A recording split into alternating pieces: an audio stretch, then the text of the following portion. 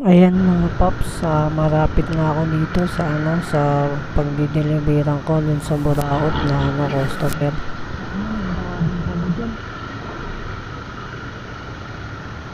Gusto kagad sa kanya i-deliver.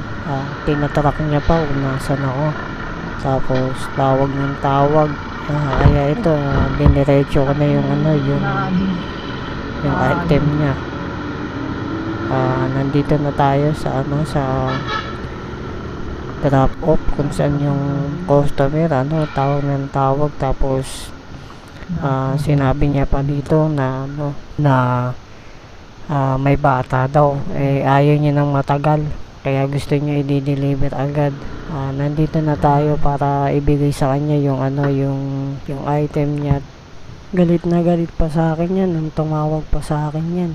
Kaya nabwisit ako dyan sa na yan, sa customer na yan. Apo ma'am, nandito na po sa labas.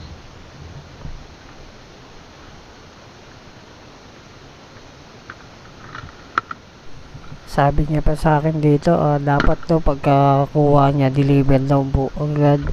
Hindi niya ba alam na double booking dapat sa mga naglalalamove. Gusto niya minamadali pa. Tapos binigay niya sakto lang, nagmamadali pa. Ang tindi ng customer na to, grabe ka. Malapit talaga yung mga customer na ganyan Saktong-sakto lang talaga yung binigay niyo. Ayun binilang-bilang ko pa para wala man lang binigay na tip. Tapos nagmamadali pa. Malapit talaga ng customer na ganyan. Galit na galit pa yan nung tumatawag. Tapos yung nakita niyang nakakamera ko. Nagtago siya, tignan mo, nasa gilid lang siya, hindi siya lumabas.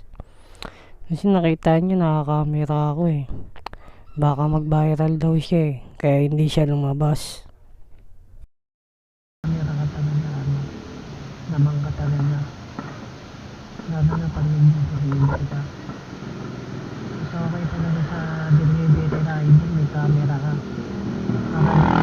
Pagka kanyari upal yung customer, pwede mo siya mag-video diba?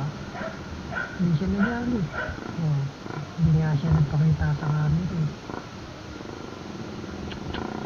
Yun lang mga paps. Kaya sa inyo mga paps, kung may camera kayo na pwede mo mas okay talaga may camera.